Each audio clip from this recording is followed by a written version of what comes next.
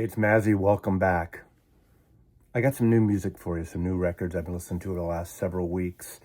And most of these are semi independents. Not all. One's from a major label. But most of these go in the Americana realm, Americana world, crossover. One of them is not that at all, but by the name you'd think they would be, and that will be the second album I show here. So let's start at the top of this. And this is an album that came out of nowhere for me and a surprise. This is Geckos. This is, in the world of indie Americana music, a supergroup. Obviously, most people, unless you're in that world, haven't heard of these people. M. Ward, you've probably heard of. Maybe you've heard of Howie Gelb from Giant Sand.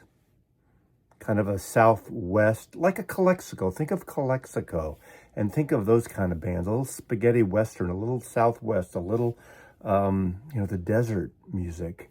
And in Portland, Oregon, Makowski. This record I saw in a store, and it intrigued me by the cover.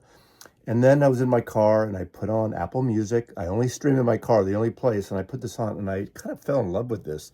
So the following day, when it was in another store, and they had one copy, and I grabbed it. I'm going to put links below to some of these records, because a lot of these records may not be in your brick and mortar store. They should, but they're more on the indie level. But, go to Bandcamp, and I would say if you audition them, and if you like them, order directly from the small label or from the artist. Now, what's beautiful about this, there's a really kind of slow vibe to it. Some of it's in English, some of it's sung in Spanish by three gringos, I believe. And it's got this great, again, the spaghetti western sound, Calexico. That's the closest I can think about it. And, it's not in the realm of Wilco or Jayhawks, where it's more kind of rock infused. It's very, very acoustic based and very serene. It's, you might call it mellow, but mellow seems to turn off some people around here, which is unfortunate because it sounds like soundtrack music. This is music that has that sort of VistaVision soundscape of Americana, and I just think it's such a beautiful record. Apparently, the three of these gentlemen re-met or got together at a wedding in Tucson, and the opening track is called Wedding Waltz, and it's just a gorgeous album, one of my favorites of the year, and it hit me right away, and I've been playing this in the car and at home, and that's all I can say about it. But beautiful cover. This really kind of says it all. It illustrates wonderfully what the music is going to be inside this. My color is kind of that Southwest blood red. Maybe the sun's like that in the Southwest all the time. I haven't been to the Southwest in a long time.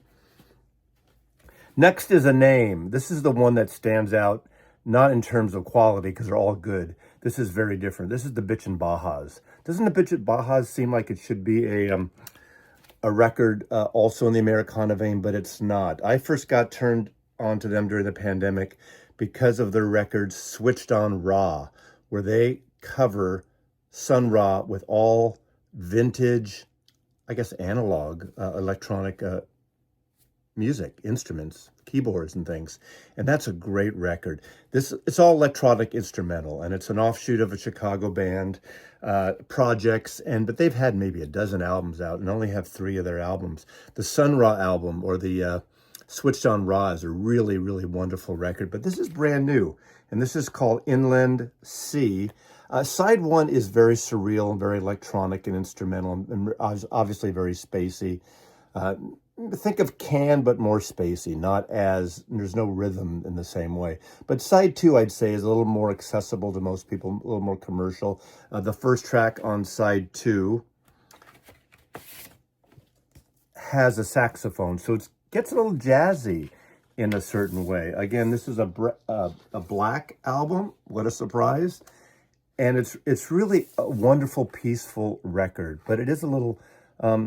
it's not avant-garde at all, and it's not out there at all. I say side 1, the electronics on side 1 are more spacey, ethereal. Side 2, a little more accessible to the people not into the electronic realm. But It's not a wild record at all, and I think it's really successful. But again, I think side two is the gem on this particular record, and that is Bitchin' Baja's Inland Sea. Just came out again in the last month or so. I really adore it. And another record on my turntable, Emma Swift, a new album by Emma Swift, all original tracks. And this record is called The Resurrection Game, and it really is a personal story. Coming out of the pandemic and during the pandemic, I think she went through some mental health problems. She talks about that in interviews, but let's put that aside for a second. I got turned on to her about a year and a half ago, maybe, from my friend Todd, Lost Mix Tapes, and he gifted me her album of Bob Dylan covers that she did during the pandemic. And right off the bat, one of the songs she covered was The Multitudes, off of Rough and Rowdy Ways, literally right after it came out. There's a million Dylan cover albums out in the world, and maybe the world doesn't need another one, but for whatever reason, that is one of those special albums that really clicked with me and a lot of people. It's a stupendous record. Is it called Blonde on Blonde? Something like that. She's a blonde Australian woman living in Tennessee with her partner, Robin Hitchcock, the musician and singer from the Soft Boys, and of course his illustrious solo career. And this is a beautiful record. This is a record you need to take your time with, though. All the songs written by her directly. It's produced by Jordan Lenning. It lists the studios she recorded in the Isle of Wight, in Nashville, and it also talks about the engineering, same as the producer, and it gets into details. The vinyl was pressed at Paramount Pressing. The jacket, printed by Stoughton Press. So it's a gatefold heavy stock Stoughton. It's a matte finish, beautiful pressing. Art director by Fetzer Design, and photography by Autumn Benzier. And it is a wonderful record. Now let's talk about the music here. I was trying to think how to describe this to you, since I'm not doing needle drops on these. She's an Australian singer with this beautiful voice. Singer-songwriter, obviously, when she did the Dylan stuff, but obviously when you listen to an album of covers, you don't know where the artist is coming from as a songwriter, if they are a songwriter. Sometimes they're just a wonderful interpreter. She wrote all these songs, and I was trying to think how to compare this, and I'm thinking of mid to late 60s UK. I'm thinking of the Dusty Springfields, the Petula Clarks, the Lulus. Not that it all has those big upbeat hooks like those. She doesn't have the raspiness or the soulfulness of a Dusty Springfield, maybe more in the Lulu type. But like the Lulu, like for instance, To Sir With Love, you hear these like simmering violins and stringed instruments, a quartet, I believe, that comes and lifts some of those songs. This is a beautiful romantic record, but it's a record of those female artists of the mid to late 1960s, in my opinion. She's not like the later in the 70s singer-songwriters like a Carole King or Linda Ronstadt, even though Linda Ronstadt's more of an interpreter than a songwriter. But this is a really beautiful record. But this is a record that you need to let it simmer. You need to take the time and go through it because there's a lot of stuff going on. But it's not overproduced. But it's got these strings that come in and shimmer during these beautiful personal lyrics of personal things she's gone through since the pandemic. I think it's a gorgeous record, a very personal record, and she's putting herself out there. And I highly recommend this, but I suggest you audition it, listen to it, and go check it out at Bandcamp. And that is Emma Swift, and this record is The Resurrection Game. Beautiful record. Now, this is the third studio record by The Third Mind called Right Now. They did have a live record as well. I saw them about 2 years ago, and I'm hoping to see them in the new year when they come around Seattle. They're on tour again. This is, again, a super group in a way, and it has Dave Alvin, of course, from the Blasters, and, all those great collaborations, the killer guitar player. You have Jesse Sykes, the vocalist, that has this kind of unusual voice. When I first heard her and the Sweet Hereafter, I kind of compared it to a little bit of the lower thing of Grace Slick. Grace Slick belts it out more and probably has a pure voice in some ways, and she gets into a little different thing. But she's a singer that I think, some people get into right away, or some people don't. I just love her in this format, in this venue here. You have Michael Jerome, you have Victor Krummenacher on bass, I believe he's on bass, right? Who played with Kemper van Beethoven, and I think he's the designer that designed a lot of these covers and the posters and artwork for this band. But what they've been doing, what I love about this band right now, and see them live if you can, anywhere they play, go see them live. If you like that mid-60s into the early 70s, the psychedelic blues-y things like the Paul Butterfield Blues Band, they had covered East West, Grateful Dead, and all the folk crossover psychedelic, I was going to say Mountain Dew, Morning Dew, not Mountain Dew, Morning Dew. This is for you. There's some great psychedelic things. They open up on this record with Shake Sugaree, the Elizabeth Cotten blues song. A lot of people have covered that. Pretty Polly as well. Some standard folk stuff. So like those blues psychedelic bands, and whether we talk about the Grateful Dead or Paul Butterfield, as I said, and Electric Flag, they covered one of their songs on their last studio album. They really incorporate that sound, and they really do it well with these long psychedelic blues crossover jams when I saw them live, and I just love it. There's a great cover on here of Darkness, Darkness, a song that I've always loved by the Youngbloods. It's on Elephant's Mountain. That song was covered maybe, 20 years ago now by Robert Plant as well. It's just a killer song. Also, on here, you have Willie Aaron, special guest. He plays the Hammond organ, and he didn't perform live with them when I saw him. I met him when I was in LA earlier this year. Great Hammond organ player, and I showcased some of his music before separately as well. And I hope he is on the tour with them, because I think that organ would be a nice addition. But lugging that thing around, you know how that is. Is it the B3 organ, the Hammond organ? And he does some vocals. There you go. Willie Aaron. Congratulations, Willie Aaron. A little shout out for him. But this, again, another successful record in that vein. And I just picked it up right now, their third album by The Third Mind. Just that title works perfectly for them. Now, this is one, I got an autographed copy.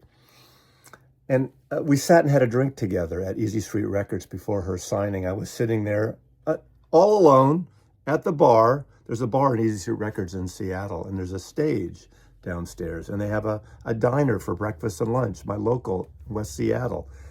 Well, our gal here, Amanda Shires, this is one of the ultimate breakup albums of all time.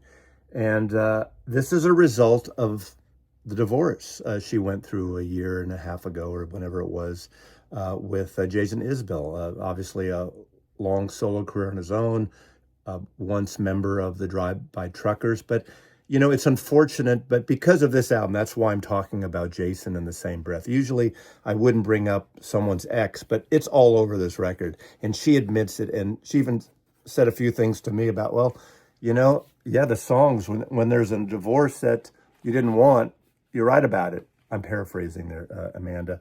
But she wrote a very nice, as she sat and nursing her Mai Tai next to me for about 20 minutes before she did the signings. I asked her if she would sign so I wouldn't have to wait in line, and she did, and we hung out for a bit. I did go see the performance, and she's great live. If you don't know her, country out of Tennessee, at least where she lives, I think still. She was a member of the Highwomen, which is basically that super group of those Brandi Carlile and her, and they did the cover of the Highwaymen song, The Highwaymen. Did a great version. That was a massive hit. What was that, 5, 6, 7 years ago, whenever it was. And she's an amazing fiddle player. She did collaborate with her ex and has been on a lot of albums, and amazing fiddle player. Oh my God. And ukulele, it sounds strange. She did ukulele and sang. She's got a beautiful voice. I think this is a really good album. I would maybe like it a little less produced in some of it. I like the more rootsy, folky things, but there's some great hooks on here. And she's going a little more for the commercial thing, rightly so for her.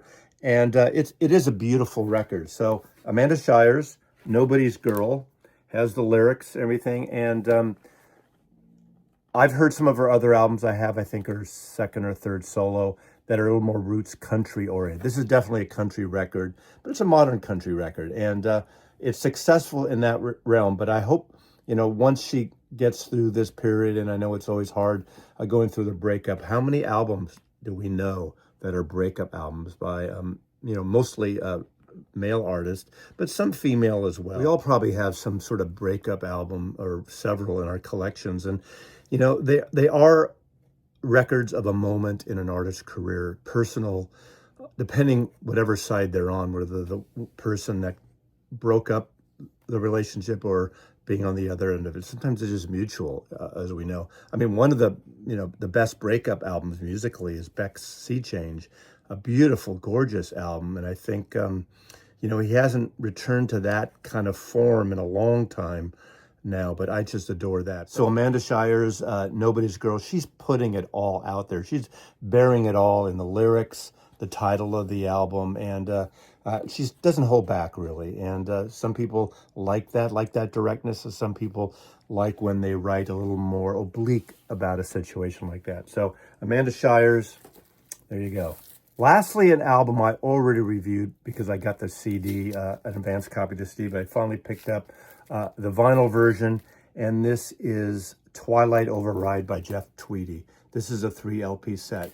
Now, I am going to take the shrink wrap off, but it says Deep Space Black Vinyl. It's basically black vinyl. I'm not sure why they had to call it Deep Space, because it's not like speckle or sparkle or marble or anything. It's black, basic black. When I did that review, I'm not going to really get into the music as much this time, but I've listened to this maybe 7, 8 times now between the CD and this vinyl record. The CD sounds amazing. So if you don't want to splurge for 3 LPs vinyl, the CD sounds really good. I give this the edge, though. I think the pressings are good. This is from, distributed by Sony Music, and this is DBPM Records. I guess this is his private label, their label there. And this is an excellent record. Like I said before, you have the 3 LPs packed full, 1, 2, and 3. This is a singer-songwriter album. This is a folk record. I think records 1 and 3 are my favorites, but it really changes depending on when I listen to it. And I'll just pull out one of the LPs and slap it on. I usually play one at a time. I did maybe 3 times since I've gotten this record, play it all straight through, and that's a long 2+ hours. But it's really well recorded. It's a great record, great songs. There are some tracks which these beautiful harmonies that are reminiscent of the Beatles. Now, it doesn't sound like a Beatle record at all, but it's beautifully recorded, and those Beatle harmonies are written in that form. So obviously, he's very influenced by that music. The later Beatles, I would say, Abbey Road, side 2 of Abbey Road, the harmonies of Because, Sun King, that period of stuff, the Lennon-McCartney vocal collaborations, and Harrison as well. But I need to do another shout out for this because I think this is one of the best albums of the year, and it is a lot to digest. And the thing is, you don't have to digest all 3 albums at once. When people say, 3 records is too much, listen to one for a while. Listen to it for a month. A month later, listen to the second record, and so on. So Jeff Tweedy's album, this is Twilight Override. It's a good year for singer-songwriters and for Americana music and crossover of folk. I just love, it's mostly an acoustic sound, but there's some great guitar riffs in here as well, electric guitar riffs too. So that's pretty much it. A great selection of music this time. And all these records have a mood. All these records have a vibe that I really am attracted to. Now, of course, all music has a vibe, depending on your taste. But there is a more organic vibe of most of these, even The Third Mind. You got this electric, emotional thing, Some would call it psychedelic stoner rock with a blues emphasis and a great guitar playing. I mean, all the musicians on there collectively are wonderful. So this is a good listen for the last month or so I've been listening to these records. So thanks for watching again. Look for the links in the description for some of these records where you can at least audition them. And if you're interested, you can jump on in and support the artist. Thanks again for watching. Mazzy loves you.